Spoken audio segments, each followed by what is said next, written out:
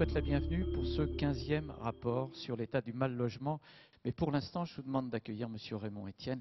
J'aimerais qu'on puisse aujourd'hui, pour ce 15e rapport mal-logement, demander très officiellement l'application de toutes les lois et qu'on y mette les moyens. Qu'on ne vienne pas nous dire qu'on n'a pas d'argent. Bien si.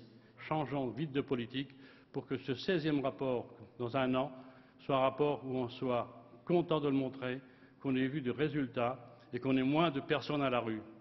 Il se crée 330 à 350 000 ménages par an. Si vous ne faites pas 330 à 350 000 logements, c'est aussi mathématique que ça.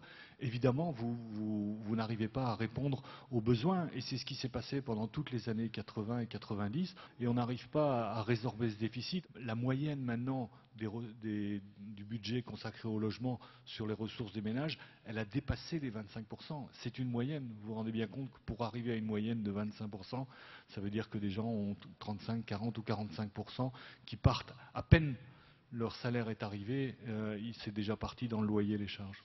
Il y a une augmentation incroyable du nombre d'actions de police pour forcer les expulsions. La dernière enquête de l'INSEE montrait qu'il y avait 500 000 ménages à la fin 2006 qui avaient un impayé de loyer de plus de 2 mois. 500 000 ménages. C'était avant la crise. Comment voulez-vous qu'en ayant 750 000 chômeurs supplémentaires depuis, comment voulez-vous qu'avec 1 million qui arrivent en fin de droit ici en 2010, la situation des impayés n'explose pas? C'est une hérésie économique, sociale et humaine.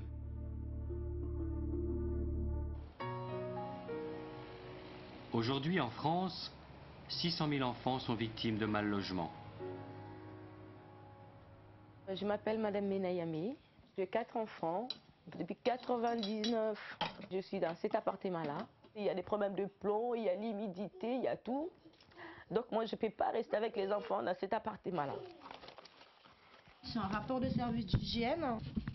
Revêtement muraux très dégradé. La moitié des plafonds est effondrée. Un mur reste toujours très humide, supérieur à 100%. C'est dur d'avoir les enfants qui grandissent dans une condition qui ne sont pas adaptées par rapport à eux, quoi. Ils sont malades, le nez il est fatigué, Rebecca elle a des problèmes de santé aussi, donc c'est la vie dure.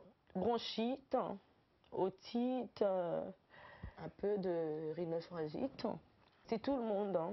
Tout le monde, surtout pendant l'hiver, c'est pur. Soit j'ai 3 qui toussent, soit de la fièvre. Donc, c'est comme ça, tous les ans. Des logements insalubres et dangereux, il y en a des milliers en ville comme à la campagne. Comment tu trouves ta maison? Il y a plein de trous dans les murs, après ça vient le froid dans la maison. Et puis aussi les chauffages, vu qu'il n'y en a pas.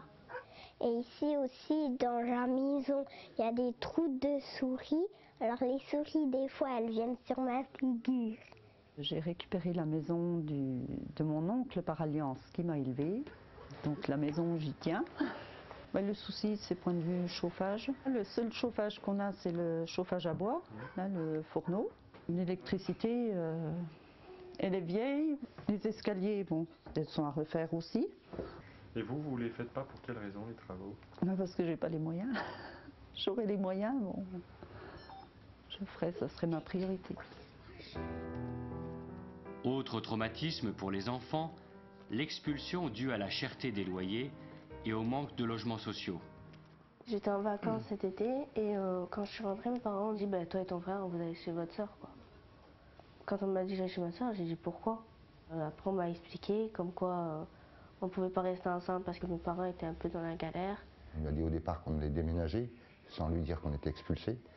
Et puis j'ai pas trouvé de logement parce que ce que je trouvais c'était ou trop cher ou trop petit. Heureusement, ma grande fille, elle avait son appartement. J'ai réussi à lui demander si elle pouvait m'héberger au moins Laetitia et Steve.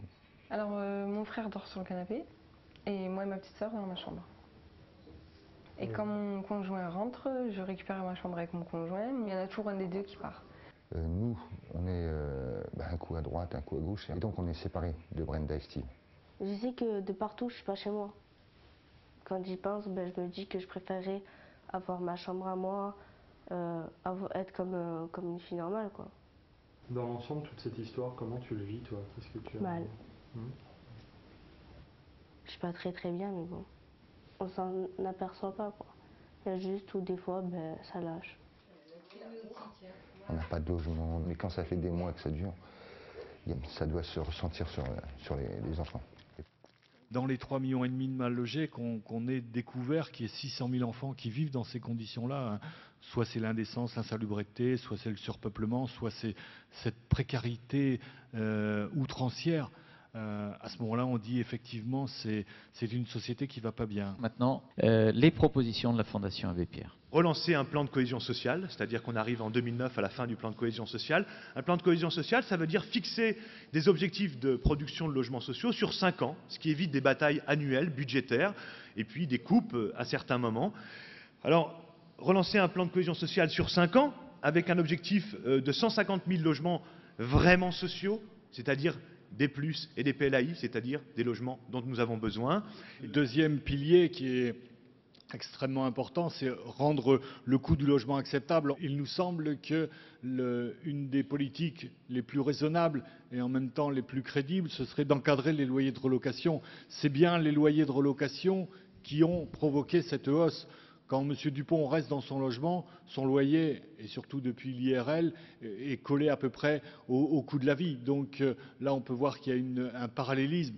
Alors que si M. Dupont s'en va, le propriétaire va relouer à M. Durand en appliquant une règle dite du marché, mais où il va augmenter obligatoirement de 5, 6, 7, on a vu jusqu'à 12 ou 14% dans la région parisienne, uniquement parce que l'offre étant largement inférieure à la demande, il peut mettre le prix qu'il veut. Il faudrait qu'on cadre ces loyers de relocation au prix de l'IRL, c'est-à-dire que si M. Dupont s'en va, Durand a le même loyer ou le loyer avec l'indice de relocation.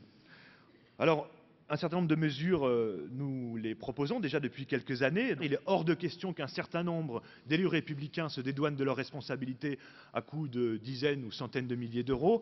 Raymond Etienne, président de la Fondation, le disait tout à l'heure, il faut appliquer les lois. Ça crée des tensions pas possibles pour les enfants, ça crée des tensions entre les gens du voyage et les riverains. C'est plus possible de fonctionner comme ça. Nous demandons une application avec substitution du préfet lorsque les communes ne respectent pas leurs obligations.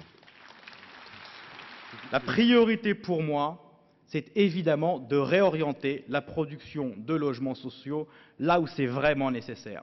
Eh oui, ça vous fait sourire, semble-t-il, mais c'est vrai, c'est vrai. J'ai noté qu'au moins 14 des propositions qui sont aujourd'hui dans le rapport sont en cours de mise en œuvre ou sont décidées par le gouvernement. C'est une avancée et je remercie évidemment la Fondation d'avoir apporté sa contribution en la matière. Il nous faut aussi, et par ailleurs, être réalistes. Dans le contexte national et international que nous connaissons, il est évident que la dépense budgétaire publique pour le logement, notamment social, que ce soit de l'État ou des collectivités locales, ne pourra pas connaître une croissance à plusieurs chiffres dans les années à venir. On ne peut pas, d'un côté, s'alarmer du niveau de déficit budgétaire de l'État et réclamer dans tous les secteurs toujours plus de moyens budgétaires. Il nous faut donc